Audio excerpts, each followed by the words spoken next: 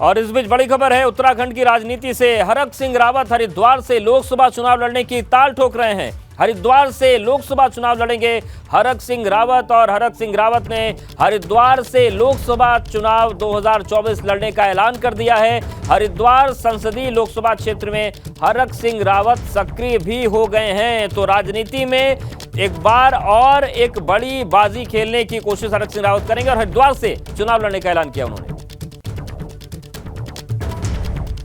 रुड़की में एक ऐसा मामला सामने आया है जिससे हर कोई हैरान है। एक बुजुर्ग महिला मरने के बाद फिर से जिंदा हो गई। महिला के परिजनों का कहना है कि महिला की मौत हो गई थी और वो उसके अंतिम संस्कार की तैयारी कर रहे थे, मगर महिला जिंदा हो गई।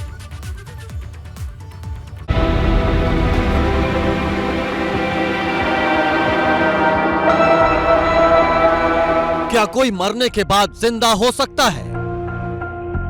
क्या कोई यमराज को मात देकर जिंदा हो सकता है?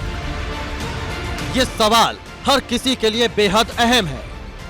ज्यादातर लोगों का जवाब इसमें ना ही होगा, मगर रुड़की में एक ऐसी घटना सामने आई है जिसमें एक महिला मरने के बाद जिंदा हो गई।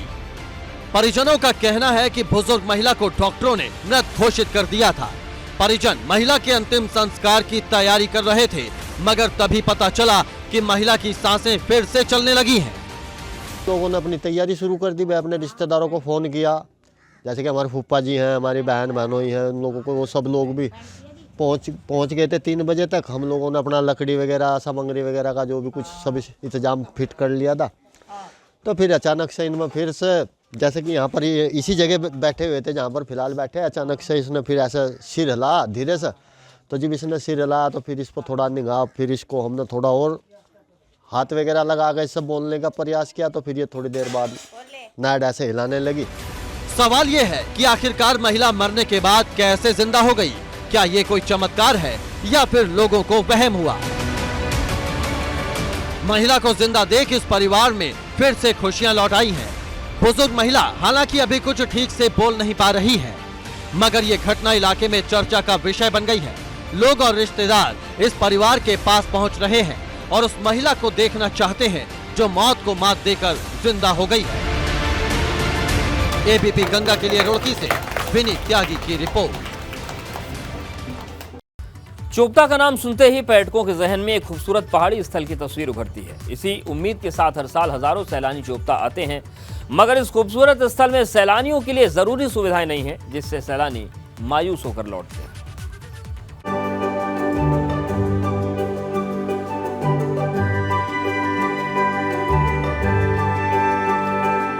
रुद्रप्रयाग का चोपता, जिसे मिनी स्विट्जरलैंड कहा जाता है, यहाँ की कुदरती खूबसूरती पर्यटकों को अपनी तरफ खींचती है, मगर चोपता को अभी वो पहचान नहीं मिल पाई जो मिलनी चाहिए थी। चोपता में पर्यटकों के लिए जरूरी सुविधाओं की कमी है।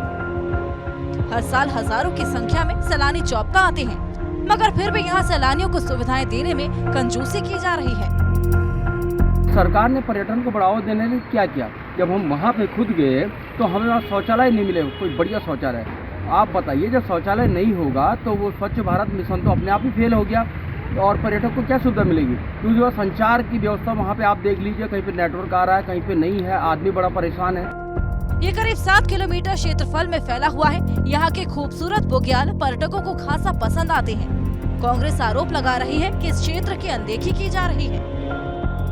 मिनी स्विट्जरलैंड चोपता जाना जाता है और वहाँ पर जिस प्रकार से जो है सुविधाएं डेवलप्ड होनी चाहिए थी, जो ढांचा आधारभूत वहाँ पे पर्यटकों की सुविधाओं के लिए होना चाहिए था, वहाँ पे शौचालय हो, दूरसंचार हो या बिजली पानी हो, इन सब चीज़ों की व्यवस्थाएं चाक चौबंद होनी चाहिए थी, लेकिन वहाँ पर ये चीज़ें मौजूद नहीं। उधर प्रशासन वन नियमों को हवाला दे रहा है। डीएम का कहना है कि चोपता में वन क्षेत्र होने के कारण निर्माण काम करने में परेशानी होती है। चोपता में जो हमारी वन भूमि है, वन क्षेत्र के होने के कारण कई अवस्थापना सुविधाओं का निर्माण नहीं हो सकता है, परंतु इसमें फॉरेस्ट डिपार्टमेंट और लोकल कमिटीज के साथ मिलकर हम लोग इको डेवलपमेंट कमेटी या अन्य ऐसी समितियां बनाने के प्रयास कर रहे हैं, जिससे कि वन क्षेत्र में होने के बावजूद हम वन विभाग की अनुमति के साथ वहाँ पर टॉयलेट्स, रेस्टिंग शेड्स आदि का निर्माण कर सकें और साथ ही वहाँ पर अभी विद्युत लाइन की भी समस्या है, उसका भी निराकरण हो सके। चोपता अपनी कुदरती खूबसूरती के लिए दुनिया भर में मशहूर है। सैलानी यहाँ आते तो हैं, मगर सुविधाएं नहीं होने से उन्हें मायूसी हाथ लगती है। एबीपी गंगा के लिए रुद्रप्रयाग से रोहित डिमरे की रिपोर्ट।